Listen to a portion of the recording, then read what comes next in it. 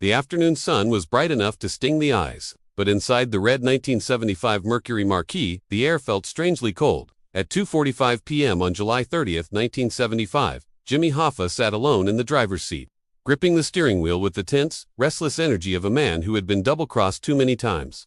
He glanced at the empty parking lot outside the Machu's Red Fox restaurant in Bloomfield Township, watching for the men he believed were coming to meet him. He didn't know it yet, but every sound around him, every passing car, every shifting shadow, would become part of the last confirmed sighting of one of the most controversial figures in American labor history. Within hours, Hoffa would vanish so cleanly that even the FBI, with its satellites, informants, and surveillance units, would be left chasing smoke for decades. His mood was brittle, a strange mix of anger and desperation. He felt the threat around him, something cold and hard, creeping into the edges of his instincts. "Where the hell are they?" he muttered under his breath.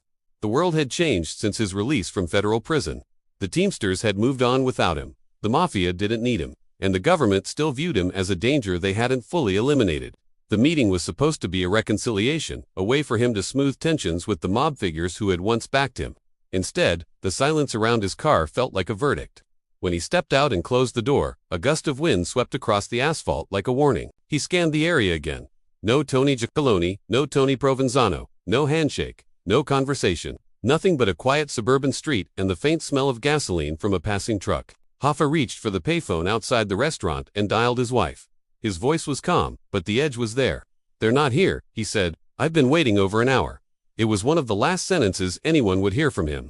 By the time the sun dipped below the tree line, Jimmy Hoffa was gone. Inside the Detroit FBI field office, the atmosphere tightened the moment the missing person call came through. Agents had dealt with the mob wars of Chicago, the Las Vegas skimming operations, the Watergate aftermath, even the kidnapping of Patty Hearst. But Hoffa's disappearance was something else. He wasn't just a labor leader. He was a man with connections that touched Washington, New York, Los Angeles, Cuba, and every shadowy corner where power traded hands. His retirement terms had been forced by the Nixon administration. His enemies ranged from government prosecutors to mafia bosses, and his allies, if he had any left, were unpredictable and fading.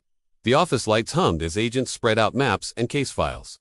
Cigarette smoke curled into the air as supervisors tried to trace Hoffa's last movements. Agent Robert O'Connor stared at the timeline scribbled in front of him. "A public place," he said quietly. "Broad daylight. He's too smart to get snatched out here." Another agent responded, "Unless the people he trusted set the bait." The room fell silent. Trust was the only currency Hoffa had left, and it wasn't worth much anymore. The FBI sent teams to search the parking lot. They examined tire tracks, collected cigarette butts, and dusted Hoffa's car. Inside, they found no sign of struggle. No fingerprints other than his own. No blood, no hair, nothing out of place. It was as if he had stepped out and walked into thin air. Witnesses claimed they saw him pacing. Others swore he got into a car. Some said they had seen a maroon Lincoln. Others mentioned a green Pontiac. Every detail contradicted another. Agents worked through the night, their faces pale in the fluorescent glare. Phone lines buzzed with calls from informants, most of them useless and some deliberately misleading. Mafia sources went quiet. Teamster officials played dumb. Local police departments sent in reports that added more confusion. By dawn, the FBI knew they were up against something larger than a typical disappearance. Someone powerful had erased a man who had been one of the most recognized names in America. Weeks passed, then months. The investigation ballooned into one of the largest missing person cases in U.S. history. Undercover, agents infiltrated meetings in smoke-filled backrooms. Surveillance teams followed suspected mob members through Detroit, New Jersey, and New York. Wiretaps clicked on telephone lines across 3 states. Government offices buzzed with rumors that Hoffa's body had been buried under a stadium, dissolved in chemicals, or shipped to another country. Every lead promised a breakthrough, then collapsed under scrutiny. In one dim FBI interview room, an agent leaned forward across the table. "Tell me what happened," he said to a trembling informant connected to the Detroit Mafia. The informant wiped sweat from his forehead. "You don't understand," he whispered. "They don't talk about it, not even to each other. Whoever handled it, they were outsiders, brought in for one job." The agent stared at him. "Who hired them?" The informant shook his head. "If I say anything, my whole family is done." Inside the Hoover building in Washington, senior officials debated how aggressively they should pursue the case. Some believed Hoffa's disappearance could unravel decades of corruption. Others feared the consequences of exposing the political deals that had shaped his career. The deeper the Bureau dug, the more they uncovered connections that stretched into federal offices and corporate boardrooms. The truth was tangled in power structures no one wanted to confront. Back in Detroit, Agent O'Connor walked through an abandoned farmhouse that local police had flagged. The floorboards creaked under his shoes. Dust covered the furniture. The smell of decay hung in the air. For a moment he froze, staring at dark stains on the wooden floor. But the lab would later confirm it wasn't human blood. Another dead end.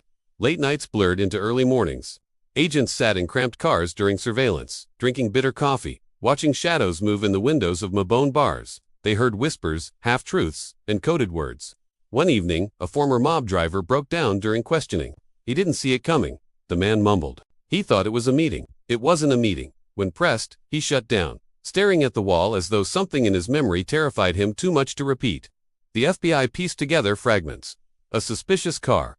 A phone call. A promise of reconciliation that turned into a setup. But without a body, without witnesses, without physical evidence, the case was a puzzle missing its center. As the years went on, the investigation became something of a ghost haunting the bureau. Young agents studied the case files during training. Veterans whispered their theories in dim hallways. Every few years, a new tip surfaced. Someone claimed to know where the body was buried. Someone else claimed to have heard a deathbed confession. The FBI chased every lead, digging through fields, searching under buildings, cutting open concrete floors. Nothing ever pointed to the final answer.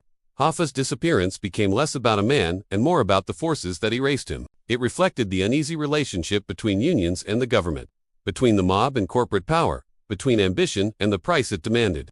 The mystery became a mirror, showing how a man who had once controlled millions of workers could be wiped away without a trace. Decades after that July afternoon, an aging Detroit agent returned to the parking lot where Hoffa had last stood. The restaurant was gone, replaced by new buildings and new lives.